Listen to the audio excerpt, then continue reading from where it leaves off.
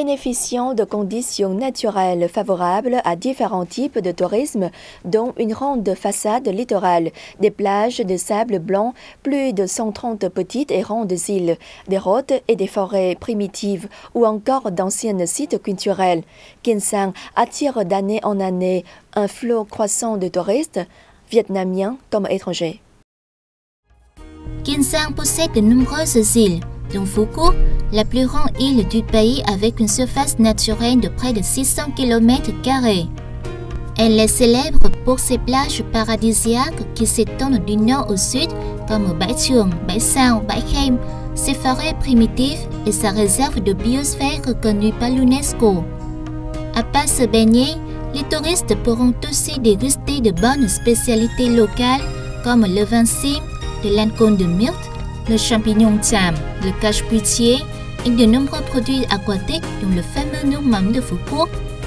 Kinsang abrite de nombreux sites culturels, historiques et architecturaux de grande valeur que les voyageurs se doivent d'aller visiter, dont la maison communale dédiée au héros national Nguyễn Xuân Trực, la pagode de Tam Bảo, ou encore la première cité urbaine en piéton sur la mer du Nam Bộ occidental. Le chef-lieu de Ha Tien, situé au bord du golfe de Thaïlande, est petit mais très beau. Il est considéré comme une miniature du Vietnam, avec ses forêts, ses îles, ses lacs et ses rivières, et comme l'un des berceaux de la culture du Sud. Dans l'est de la ville se trouve le lac Dong Ho, qui couvre plus de 10 km². Je suis de Chi Minh Ville et je choisis chaque année le tour Phu Quoc Ha Tien, car c'est un lieu qu'apprécie toute ma famille. C'est la première fois que je viens à Ha Tien. Les paysages sont magnifiques. Pour les amateurs d'écotourisme et d'aventure, le parc national Du Minh Thuột est certainement un excellent choix. C'est la plus importante zone humide du delta du Mekong. Avec sa riche biodiversité, le parc a été reconnu 2228e site Ramsar dans le monde et le 8e du Vietnam.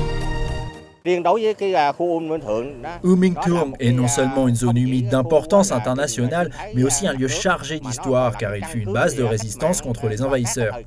Reconnu comme site Ramsar, le parc Du Minh Thuột aura des conditions plus favorables pour sa préservation. L'année nationale du tourisme 2016 Phu Quoc Delta du Mekong a officiellement débuté. Pour la province de Kinsang, c'est un événement culturel et socio-économique représentatif conçu pour attirer davantage l'investissement dans le tourisme. Cela contribuera à faire de cette province de Kinsang et plus particulièrement du district insulaire de Phu Quoc un pôle de tourisme de niveau national comme international.